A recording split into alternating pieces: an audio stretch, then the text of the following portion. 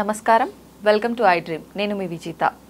ఏ పని చేయాలన్నా మనకు ధర్మ ప్రకారంగా ఎన్నో సందేహాలు ఉంటాయి. అటువంటి సందేహాలను నివృత్తి చేయాలంటే మనకు రైట్ పర్సన్ అనేవారు ఒకరు ఉండాలి. ప్రస్తుతం నాతో పాటు ఉన్నారు ప్రముఖ జ్యోతిష పండితులు, ఆధ్యాత్మికవేత్త నిట్టెల ఫణిభాస్కర్ శర్మ గురూజీ. ఇప్పుడు గురుగారితో మాట్లాడి మన సందేహాలన్నింటినీ నివృత్తి చేసుకుందాం. నమస్కారం గురుగారు. నమస్కారం అండి. గురుగారు, వైకుంఠ ద్వారం ముక్కోటి ఏకాదశి రోజు మాత్రమే తెరుస్తారని చెప్పి వింటూ ఉంటాము. ప్రత్యేకించి ఏ ఆలయంలోనైనా వైకుంఠ ద్వారం అనేది ఆ ఒక్కరోజే తెరుస్తారు. మరి తిరుపతికి సంబంధించిన వైకుంఠ ద్వారానికి ఏమైనా రహస్యాలు ఉన్నాయా? వైకుంఠ ద్వార దర్శనం అది మీరు గమనిస్తే ధనుర్మాసంలోనే ఉంటుంది. ధనుర్మాసం అంటే మనం ఎక్కువగా చాంద్రమానాన్ని అనుసరిస్తూ ఉంటాం. కానీ ఉత్తరాదిలో సౌరమానం ఉంటుంది, బారుహస్పత్యమానం ఉంటుంది. అంటే సూర్యుడిని ఆధారితంగా చేసుకుని చెప్పేటువంటిది సౌరమానం. బారుహస్పత్యమానం అంటే గురుని ఆధారితంగా చేసుకుని చెప్పేటువంటిది. ఉదాహరణకి ఇప్పుడు గురుడు వృషభంలో ఉన్నారు, దాని ఆధారితంగా వాళ్ళు పంచాంగం ఉంటుంది. అలాగే మాసాల్లో వచ్చేసరికి మార్గశీర్షం కానీ లేకపోతే కార్తీకం ఇవన్నీ చంద్రుని ప్రకారంగా. అది కాక మేష మాసము, కర్కాటక మాసము, ధనుర్మాసం అని చెప్పి చెప్తూ ఉంటారు. మరి ఈ మాసాలన్నీ రవి సంచారం ప్రకారంగానే చెప్తారు. అందులో ప్రధానంగా కార్తీక పురాణం లాంటివి తీసుకుంటే తులా సంక్రమణం, మకర సంక్రమణం, కర్కాటక సంక్రమణం, మేష సంక్రమణం ఇవన్నీ కూడా చాలా ఉత్కృష్టమైనటువంటి మాసాలు. అవన్నీ కూడా చరరాశులు. చరరాశుల్లో రవి సంచారం చేస్తూ ఉండే మాసాలకి ముఖ్యమైనటువంటి మాసాలన్నీ అప్పుడే తగులుతాయి. కార్తీకము, మాఘము, వైశాఖము. అలాగే కర్కాటక సంక్రమణం చేసేటప్పుడు దక్షిణాయనం ప్రారంభం అవుతుంది. మకర సంక్రమణం చేసేటప్పుడు ఉత్తరాయణం. ఈ ధనుర్మాసము అనేటువంటి మాసంలో వచ్చేటువంటి ఏకాదశికి ముక్కోటి ఏకాదశి అని పేరు. సాక్షాత్తు మహానుభావుడు స్థితికారకుడైనటువంటి శ్రీ మహావిష్ణువు యోగ నిద్ర నుండి మేల్కొంటారు. ఇక్కడ మనకి ఏంటంటే పై లోకాలకి వెళ్లే కొద్దీ టైం అనేటువంటిది మారిపోతూ ఉంటుంది. ఉదాహరణకి ఇప్పుడు మనకి ఒక పగలు ఒక రాత్రి, ఇలా కాకుండా ఉత్తరాయణము దక్షిణాయనం కలిపి ఒక రోజు దేవతా కాలమానం ప్రకారం. అలాగే ఒక రోజు. అలాగే ఇంకా పైకి వెళ్లే కొద్దీ మనకి కృతయుగం, త్రేతాయుగం, ద్వాపరయుగం, కలియుగం ఈ 4 యుగాలు కలిపితే ఒక మహాయుగం. ఇటువంటి మహాయుగాలు ఒక 71 మహాయుగాలు కలిపితే అది మన్వంతరం. అలాంటి మన్వంతరాలు 14 మన్వంతరాలు ఉంటాయి. మనం 7వ మన్వంతరంలో ఉన్నాం, వైవస్వత మన్వంతరే అంటాం. వైవస్వత మన్వంతరే కలియుగే ప్రథమ పాదే. ఈ మన్వంతరాలన్నీ కలిపితే ఒక కల్పం. ఆ కల్పం బ్రహ్మగారికి ఒక పగలు. చాలా ఎక్కువ కాలం మనకది. సో ఇప్పుడు ఆ దేవతా కాలమానం ప్రకారం మనం చూసుకున్నప్పుడు ఆషాఢమాస శుక్ల ఏకాదశి రోజున విష్ణువు యోగ నిద్రలోకి వెళతారు. అప్పుడే చాతుర్మాస దీక్షలు కూడా ప్రారంభమవుతాయి. మీరు గమనిస్తే ప్రకృతి కూడా మార్పు చెందుతూ ఉంటుంది. యోగ నిద్రలోకి, యోగ నిద్ర అని ఎందుకన్నారంటే భగవంతుడు ఎప్పుడు పడుకోడు, ఆయన నిద్రలా యోగ నిద్రే. యోగంలో ఏం చేస్తారు వాళ్ళు, వాళ్ళలో ఉన్నటువంటి శరీరంలో ఉన్నటువంటివే ఈ లోకాలన్నీను. ఈ 14 లోకాలు కానీ ఈ భువర్లోకం, సువర్లోకం, తపోలోకం ఎన్ని లోకాలున్నా ఆయనలోనే ఉన్నాయి. శ్రీకృష్ణావతారంలో ఆయన అదే చూపెడతాడు యశోదకి.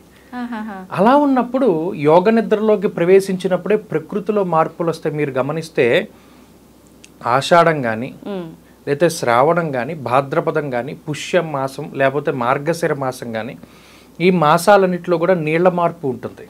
రకరకాలైనటువంటి విషజ్వరాలు కానీ లేకపోతే రకరకాలైనటువంటి ఇబ్బందులు నీళ్ల మార్పు ద్వారా అవి వచ్చేటువంటి సమయం. అందుకనే ఆ మాసాల్లో మన వాళ్ళు ఎక్కువ చాతుర్మాస దీక్షలు చేస్తారు. మీరు గమనిస్తే ఎక్కువ మంది చాతుర్మాసం ఆషాఢ మాస శుక్లపక్ష ఏకాదశి నుండి మొదలు పెడతారు. 4 నెలలు ఈ చాతుర్మాసం చేసేటువంటి వాళ్ళకి నియమనిష్టలు ఉంటాయి.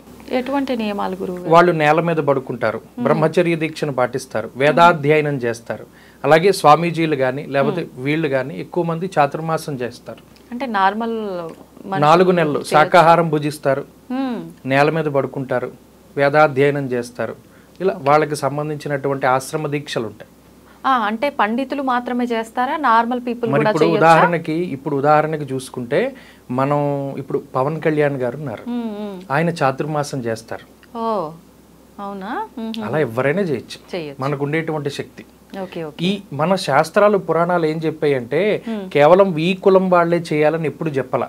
ఏ కథ చెప్పినా అన్ని వర్ణాల వాళ్ళు చేయొచ్చు అంత. అక్కడ కుల వ్యవస్థ లేదు, వర్ణ వ్యవస్థే. అన్ని వర్ణాల వాళ్ళు చేయొచ్చు అని చెప్తుంది. వినాయక వ్రతం అందరూ చేయొచ్చు అది చెప్తూ ఉన్నది. ఈ చాతుర్మాసం చేస్తూ ఉన్నప్పుడు ఆ చాతుర్మాస దీక్ష ముగింపు ధనుర్మాసంలో పడుతుంది. రవి ధనుస్సు రాశిలో సంచారం చేస్తారు, దాన్ని ధనుర్మాసం అంటారు. తిరుప్పావై చదువుతారు అందరూ. ఆ ధనుర్మాసంలో వచ్చే ఏకాదశి ఈ ఉత్థాన ఏకాదశి లేదా ముక్కోటి ఏకాదశి. ఈ రోజు ఏం చేస్తారంటే వైకుంఠంలో ఉండేటువంటి ఉత్తర ద్వారం అనేటువంటిది తెరవబడుతుంది.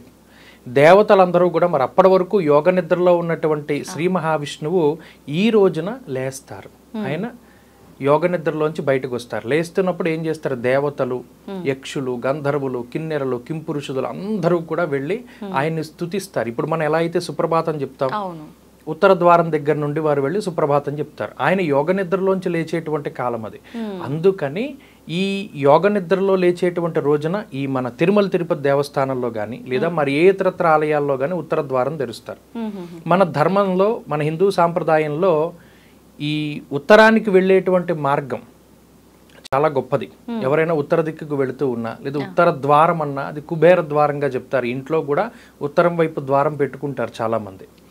ఆ ద్వారంలోంచి వెళ్ళి శ్రీ మహావిష్ణువుని దర్శించుకుంటే సకల పాపాలు కూడా తొలగిపోతాయి అన్నారు.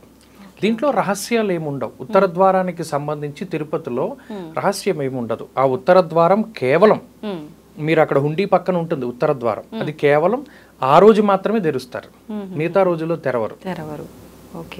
ఆ ఉత్థాన ఏకాదశి రోజున స్వామివారిని ఉత్తర ద్వారంలోంచి దర్శించుకోవడం ద్వారా ఆ పైన దేవతలందరూ కూడా ఆయన్ని కీర్తిస్తూ నిద్ర లేపుతూ ఉంటారు.